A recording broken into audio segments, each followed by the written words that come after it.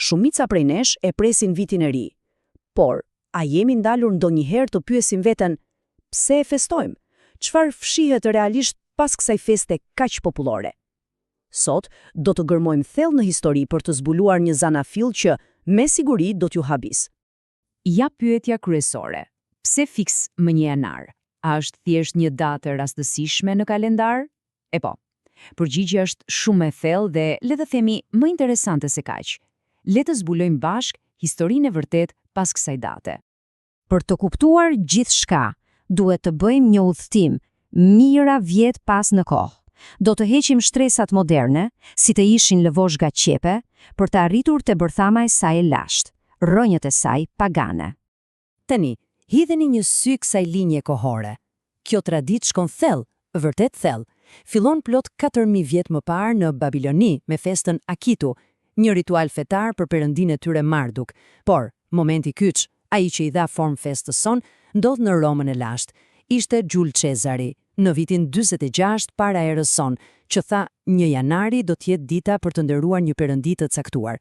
Më vonë, shumë më vonë, kisha e merr këtë festë dhe e përshtat, duke ia veshur një kuptim të ri me Shën Silvestrin. Dhe ja ku e kemi personazhin kryesor të kësaj drame, Janus.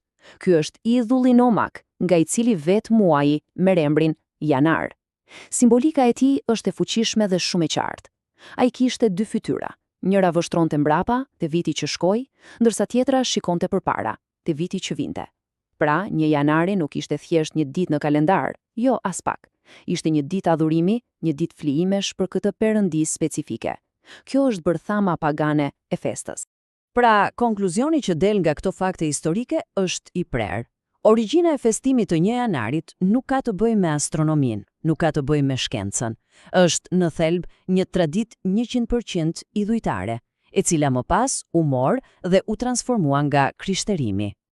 Mirë, por pyetja që lind natyrshëm është, si ka mundësi që një festë pagane romake u bë kaq e përhapur në vende si Shqipëria?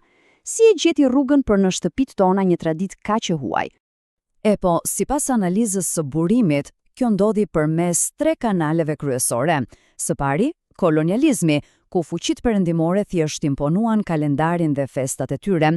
Së dyti, dhe ky është faktori ndoshta më i rëndësishëm për ne, komunizmi. Regjimet ateiste e përdorën vitin e ri si një mjet, si një armë për të zhdukur festat fetare. Dhe së fundi, globalizimi, që përmes medias dhe tregtisë e paketoi bukur dhe e shiti si simbol të modernitetit. Le të ndalemi pak këtu, te rasti specifik shqiptar. Kjo tabele tregon më së miri strategjinë e regjimit komunist. Ishte një lëvizje gjeniale në një farë mënyre. Ata morën simbole të pastra të kryshtera, Santa Clausin, që është Shën Nikolla, dhe pemën e Krishtlindjes, dhe thjesht i riemërtuan. I kthyen në babagjyshi vitit të ri dhe bredhi i vitit të ri.